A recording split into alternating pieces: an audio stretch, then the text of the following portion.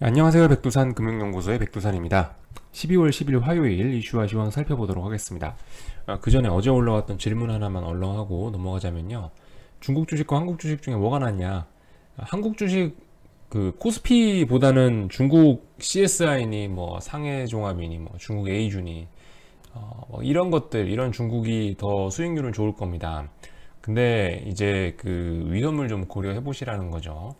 눈에 띄는 위험이라면 일단 위안화 시장이 위안화가 시장에 이렇게 오픈되어 있는 그런 홍화가 아니다 보니까 그 일단은 환율에 대한 위험 부분 어떻게 될지 몰라요. 원화하고 위안화 환율이 어떻게 되느냐에 따라 내 투자 수익률이 달라질 수 있다는 거. 물론 위안화 뭐 전망이 좋아 보여서 우리가 들어갔을 때 환차손 볼 것 같지는 않습니다만 그럼에도 불구하고 일단 만약의 가능성 생각하시라는 거. 또 하나는 이제 뭐 이런 측면인 거죠. 저 같으면은 이제 만약에 제가 이걸 했을 때 망했을 때를 생각을 합니다. 중국에 들어가서 망했다. 저는 개인적으로 굉장히 억울할 것 같아요. 그래서라도 저 같으면 중국은 하지 않을 것 같습니다. 무슨 얘기냐? 코스피 하다가 망했어요. 코스피 하다 망했어. 그러면 인정해요.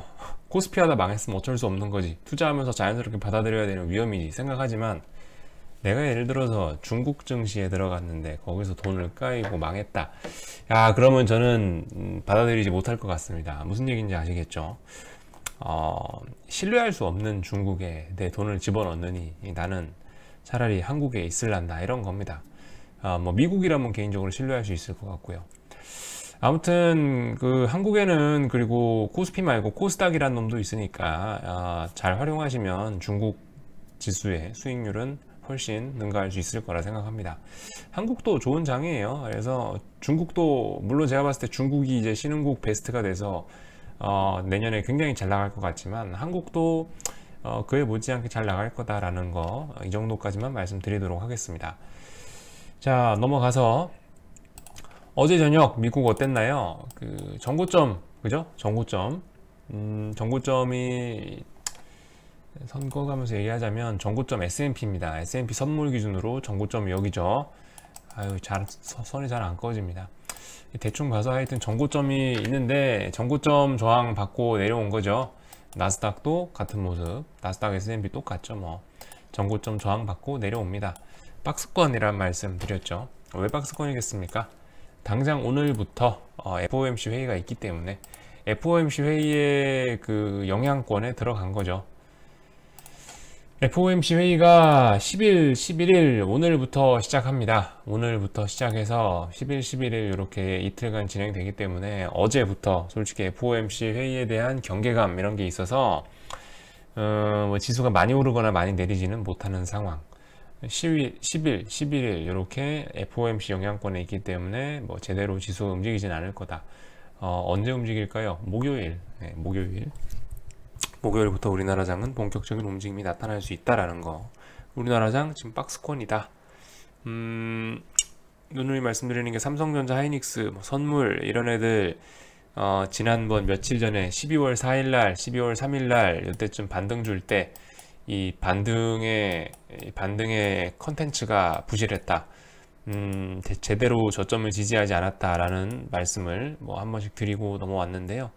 이 부분 때문에라도 아마 FOMC 회의 전후로 해서 FOMC 끝나고 나서라도 제가 봤을 땐 끝나고 나서 빠질 것 같은데 끝나고 나서 다시 이 부분 273이나 274자리를 다시 한번 터치하고 272나 273을 다시 터치하고 그리고 뭐 올라가든지 내려가든지 거기서 결정하겠죠.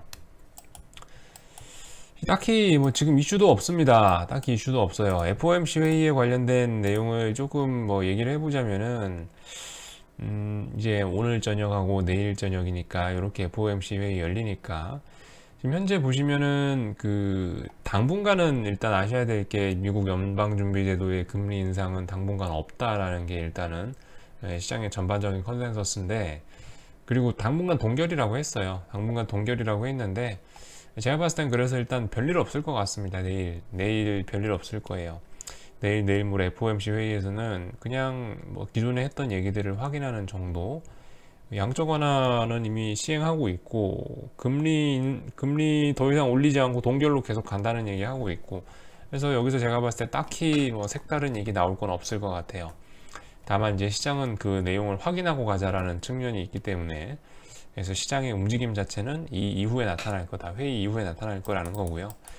아무튼 지금 우리 시장 참가자들은, 주식쟁이들은 연방준비제도가 금리를 인상하는 거에 대한 좀 어떤 긴장감을 갖고 있습니다. 왜냐하면 이제 어쨌든 전 세계적으로 부채는 많아요. 말씀드렸다시피 부채 하나하나가 폭탄이다. 금리 인상이라는 거가 결국 폭탄에 불을 갖다 붙이는 행위인데, 언제 불을 붙일까 연준의 손끝만 바라보고 있습니다. 그래서 일단 금리 인상하면 이제는 안 좋습니다만, 근데 어쨌든 당분간 금리 인상할 일은 없을 것 같다는 거, 시장은 금리 인상을 경계하고 있다 라는 거, 그 정도 분위기 알아놓고 FOMC 회의 보시면 될 것 같고요. 미중 무역 분쟁은 어쨌든 뭐 잘 되긴 잘 될 것 같아요. 뭐 이래저래 뭐 중국하고 뭐 미국하고 내일 뭐 항공모함 띄우고 전쟁할 것처럼 발톱을 세우고 있지만, 우리 경제적으로는 그래도 우리 잘 먹고 잘 살아보자. 미국산 대두 수입이 40% 늘었답니다. 11월 달에. 미중 무역 분쟁의 긍정적인 부분이죠. 미중 무역 분쟁 그 타결이 좀 될 것 같다라는 가능성을 높이는 부분입니다.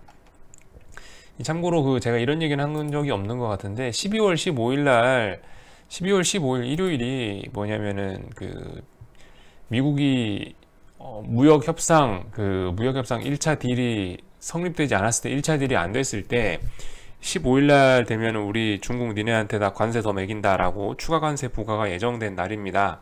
그 15일인데요. 네, 뭐 일각에서는 15일 이전에 그 미중 무역 분쟁 딜이 나올 수가 있다라는 얘기가 있더라고요.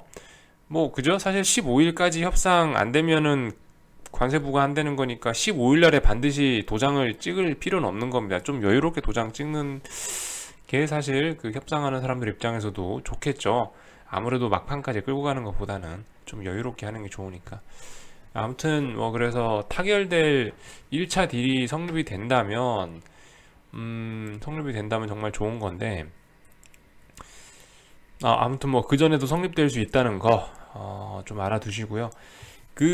일단 당연히 그 1차 딜이 되면 좋겠죠. 그죠? 1차 딜이 되면 좋을 건데, 근데 어쨌든 이 무작정 좋다라고 얘기할 수만은 없는 게, 단기적으로 일단 시장이 어떻게 반응하냐에 따라서, 그래서 일단 타결이 됐다 안 됐다 뭐 결과 나오면은 그 결과 놓고 뭐 매수인지 매도인지 그 얘기를 하도록 하겠습니다. 지금 상황이 어쨌든 애매해요. 그죠? 말씀드렸다시피 그 이유 없는 어설픈 갭 상승은 반드시 돌아온다라고 말씀드렸기 때문에,